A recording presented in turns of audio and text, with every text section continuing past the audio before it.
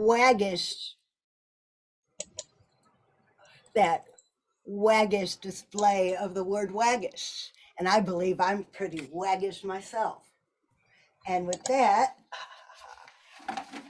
I'm going to introduce our waggish headliner. Okay, it's time to stop saying waggish, isn't it? Mhm. Our headliner today is Albert Chang. How do you try to connect with someone you meet for the first time who's from another country?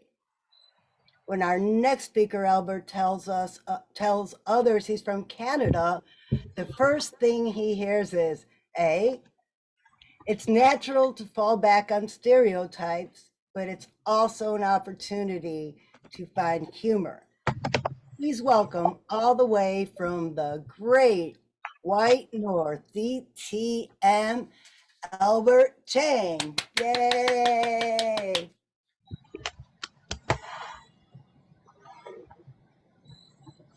Thank you, Madam Master of Ceremonies and fellow members and any welcome guests. So back in 2018, I visited my relatives down in Dallas, and I flew down there from my home up here in Toronto. And it was early October, and the moment I got off and I met up with them in baggage claims, my aunt came up to me and said, "Hey, Albert, so back up in Canada, how much has it already snowed?" And I just stood there and I thought, oh, actually, the temperature up there right now is 25 Celsius. And hold on, let me just do a Google check to see what the conversion is. So that's 77 Fahrenheit. Now, I don't blame my aunt for thinking that winter had already hit Canada already, because that's what we're known for. And especially in her case, since she's never actually visited the country before. Now, just having visited a foreign location isn't going to cure any potential mishaps that someone might encounter. It takes years of living abroad in a particular place to actually get to know another location. But until then, we can have some fun in trying to find some humor about a different culture that you might not be familiar with. And I want you to think back to some of your own travel experiences. The first time you visited a certain country, or maybe even hearing about another country or meeting somebody from a different location for the very first time. And it's not just about crossing international borders. I mean, you could also have some sort of cultural difference by crossing state lines or even visiting another city. And for example, technically, I'm actually not from Toronto, even though I tell people that I am from Toronto just to make it easier because it's a well-known city. It's the bigger city. I actually live next door to Toronto in a different city called Mississauga. And we like to make fun of people from Toronto, actually. And also my friends from Toronto like to make fun of us out here in Mississauga. And the joke is that every time I get made fun of from living where I live, and I'll shoot back and say, I know how I can be blindfolded, and I know I'm in Toronto because all of a sudden when I'm driving, the road is smooth and then boom, boom, boom, boom, it gets all bumpy. And it's a joke about road conditions and infrastructure. But nevertheless, it's fun that we always like to have with each other. And what I want for you to walk away with is 3 sources of finding humor when crossing borders. So again, it doesn't have to be from a different country, from one location to another.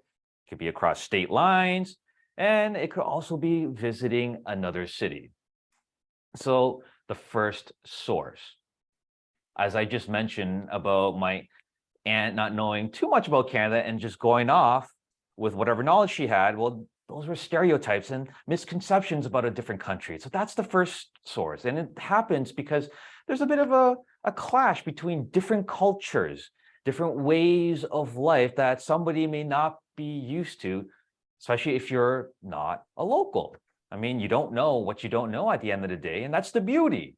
It's more, and for me personally, it's a lot more humorous when somebody outside of my hometown will try to tell me something that they know about my hometown, and I love it when that happens. And so as I'm speaking right now, I invite everybody here to type in the chat where you're from. I mean, what state are you from? And if you're outside of the country, what country are you from? So I just want to get a different flavor of where everybody is dialing in from today. I know some already are from Florida. I heard Alabama. Yep, I already heard New England, New Hampshire, Australia. All right, Japan, Denver. All right, Colorado, the Philippines, Melbourne, Florida. All right, Euphoria. I wish I was there right now. All right, so yeah, actually, I'm going to talk about some of these locations in a bit, especially Colorado. So I have a story about Colorado a little bit later on. Okay, so we do have a great variety. Okay. So back to my aunt, and in her case, the stereotype is that Canada, it's a freezing cold country all year long. We live in igloos and have to deal with polar bears, which is partially true for the people that live up north. But to point out the fact here is about these stereotypes. If you've ever seen the sitcom How I Met Your Mother, that was one of the methods that they used as a source of humor constantly throughout the entire series, because one of the main characters is from Canada and she moved to New York City for work. And so she was a bit of an outsider with her group of friends who are, of course, American. But the truth is, from where I live in Southern Ontario, well, we're actually south of many different locations in the US. So technically, if you live, for example, in Minneapolis, if you want to travel to Toronto, you actually have to fly south, not north. Fly south to Canada to come visit me. And there are many other points in the US that you will actually fly south to Canada. But in the end, as I mentioned, I just enjoy it when others will try to talk about my home. And it's interesting what perspective that they have and what they can bring. And this is something that stand-up comedian Jim Gaffigan did for an entire tour across Canada. His whole bit was learning about Canada and just explaining it to a Canadian audience. Now, I also mentioned city borders. So you don't have to travel to a different country to find something a little bit peculiar about a different culture. So city-wise. So about 5 years ago, I had the pleasure of visiting the Pacific Northwest, and I stopped by in Portland to visit my cousin. And Portland, wow, my first impressions was it's a beautiful city. I mean, because that whole Pacific Northwest is very beautiful, but from a cultural perspective, I thought it was a little bit unique. They had this interesting food culture. And obviously, this is from my perspective because I'm not a local, and obviously, it's not a true representation of the city. But it was interesting to see every time I saw packaged food items. And I was thinking to myself, I've never seen any of these food products anywhere else in the country, in the US. And I was like wondering why. Well, eventually, when I read the back of the packaging a little bit further, it would not say product of USA. It Koki said Kuko! Koki product. Kubo, you look like Kim Jong-un! You look like It Kim said- Jong-un! Oops. He's gone. It- He's gone. Oh, yeah, no worries. No worries. Probably the Yes, hair. there are some worries. I'm saying I'm for the Squid Game. Asian They're gone. Yeah. No worries. I know. It's the hair. We have similar hairstyles. But anyways, so what I found interesting was that the package said product of Portland, and I'm like thinking, what are you trying to be, Portland? Are you trying to be your own country or something here? And these are some of the things and exaggerations and stereotypes that were exaggerated on the comedy sketch Portlandia, starring Fred Armisen. And so for them, it's all about locally produced food products. And so that was something unique about the city. And so once again, you don't have to cross international borders. And I saw in the chat that there's a whole bunch of you from Florida, the Sunshine State. And as a child growing up, I always thought, Florida, it's always hot and warm 365 days a year. When I was 8 years old, I actually visited Disney World during the month of August. Truth is, I didn't have the greatest time because I had never experienced such heat in my life. And it made me sick as a dog all throughout that entire week I was there. And so that's the image that I had. I always thought it's this tropical paradise. It's going to be sunny no matter what time of the year. But that's not always true. It does actually get a little bit cold in Florida. But that's the image that I have because of my limited experience. But nevertheless, as an outsider looking inwards, to me, it's a source of humor. Now, eventually, as I grew older, I remember seeing news reports how like crops of oranges were like in ice because there was like some sort of like odd freezing temperatures a couple of times per year. And I thought, that's very weird. But the truth is that these southern states, and not only Florida, I mean, we had snowstorms in Texas just a couple of years ago. I mean, so yeah, it can actually snow in these parts of the world. And so the funny thing that I always think about is that, so up here in Canada, when it comes to snow, if I'm neck deep in snow, I'm still going to school. No ifs and buts. Today, as I was mentioning to Tom about the weather report here up in Ontario, we had some sort of snowfall. I wouldn't say it's a significant snowfall, but it was the first one of the year, which I could see a significant amount. And while I was on the highway and people were still driving like maniacs, but in my mind, I'm thinking, well, what's going to happen if it snows in these parts of the world that you rarely don't get snow, like in the southern states, like Texas? I mean, does the world shut down if you see a single snowflake? Does the schools shut down all of a sudden? I mean, is everybody going to be afraid to drive just one little snowflake? Again, some stereotypes and misconceptions about a location from your own unique perspective. And it's a little bit more funnier if you haven't had much exposure to a foreign destination. I mean, the more you find out about a foreign place, yes, some of that humor does wear off, but until then, have some fun with it. Now, the second source. Have you ever traveled somewhere where English might not be widely used, or your native language might not be widely used? Well, I'm Korean, but the thing is, I can't read, I can't write, and I don't understand the language. I'm working on it whenever I have time.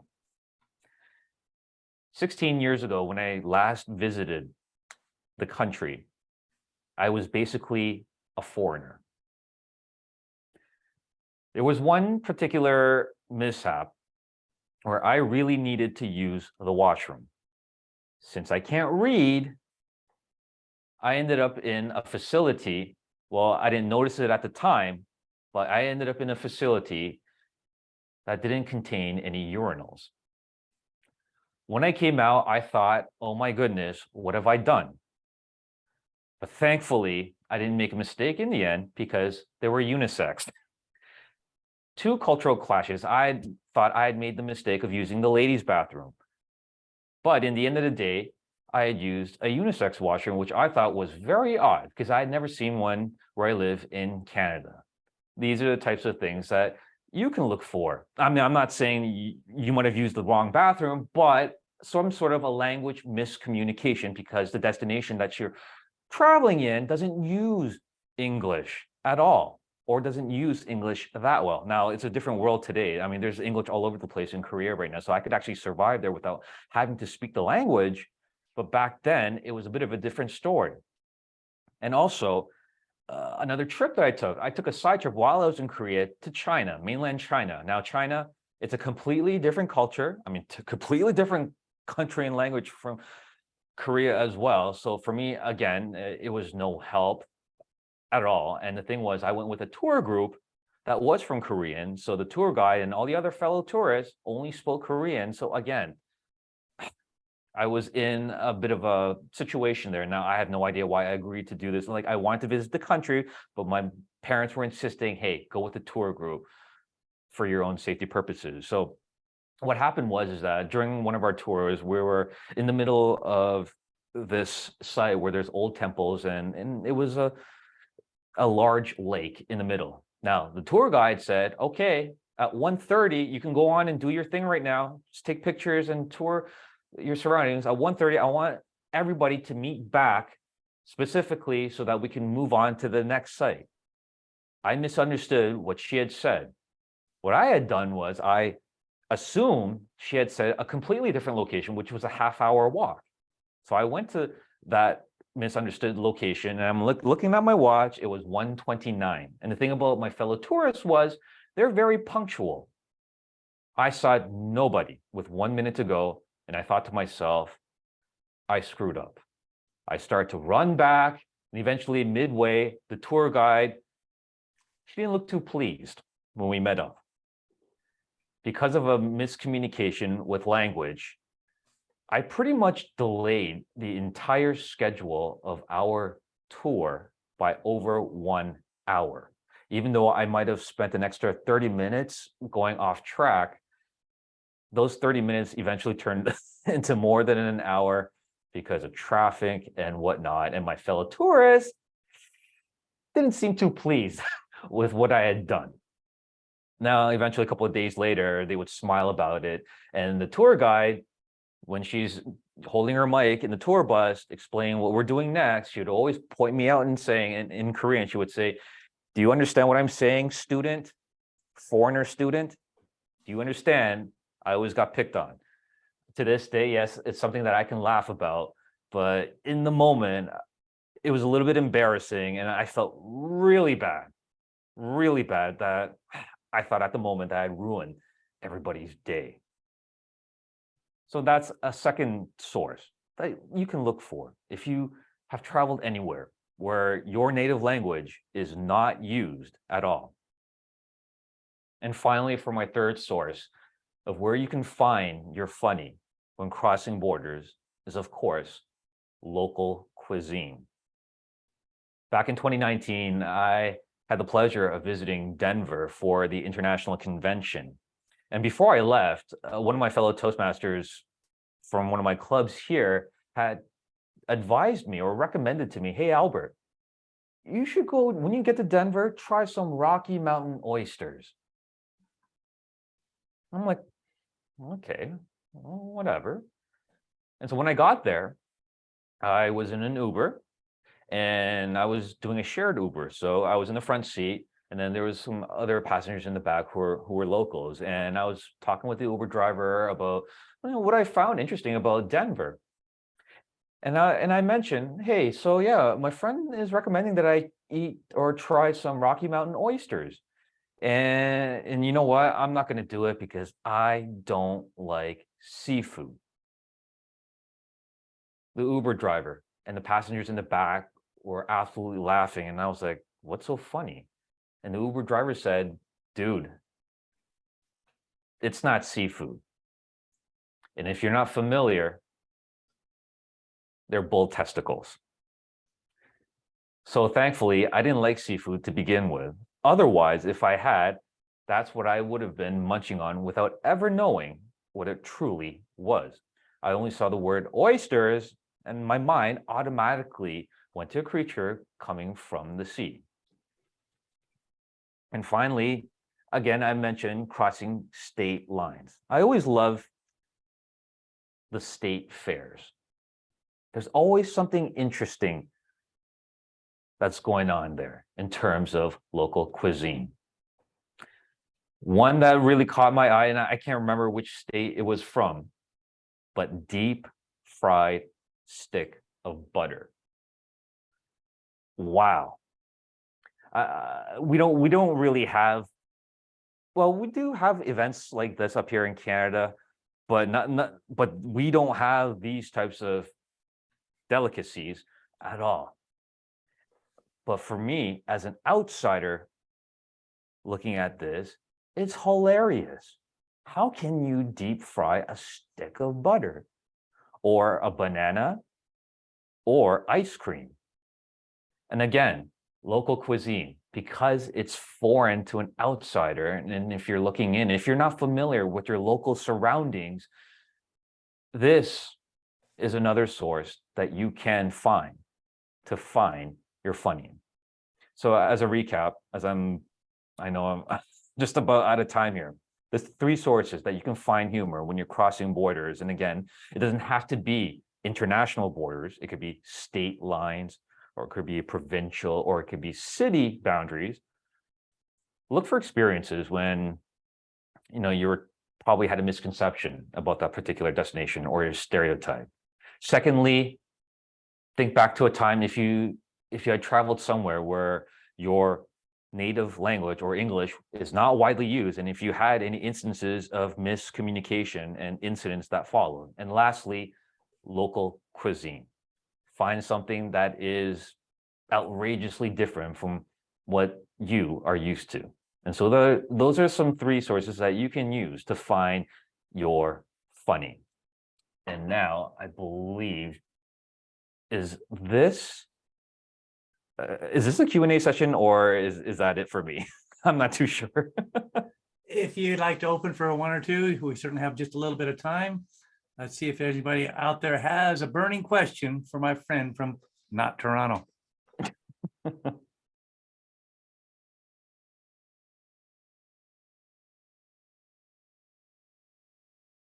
Posing, I don't see any big hands popping up. Oh, we have one from Jordan. Quick question from Jordan. And the best jokes we get from Jordan are when we have him muted. So Gordon, you can unmute.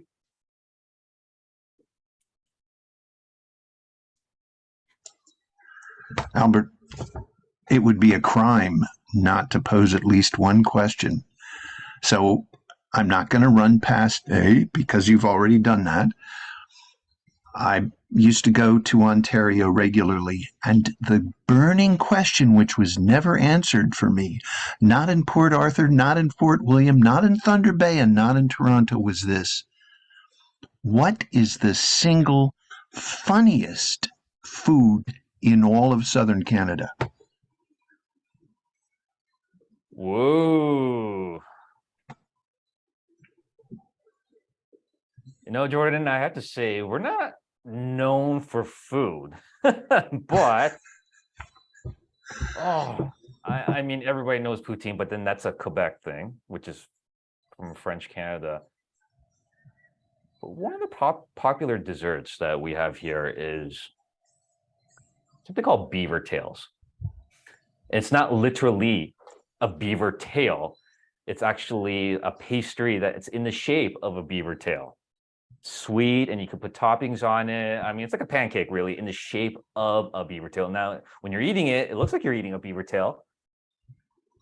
I would say that's probably the funniest one that pops up to mind, because we're not really known for unique foods at all here. But that's what I would say. If you're That's in the great. area, look for a beaver tail. Thank you, Jordan. Thank you so much for your presentation. Yeah, combining Rocky Mountain oysters and beaver tail. That sounds like a delicacy. Albert, what's your closing statement to us for finding your funny from my friend in Toronto, not Toronto? So you can do all the research you want before you travel. I mean, you can watch YouTube videos, you can read, but they're not substitutes for actually experiencing local cultures. You might have incidents along the way, but I'd say embrace it. Embrace everything that you come into contact with. And if you do, you too will have a humorous story or two in your back pocket when all things are said and done. Back to you, Madam Master of Ceremonies. Let's give him a round of applause, everybody. Well, thank you. And the more you talked about the different cultures, the more I remembered all my travels when I was in the military. And now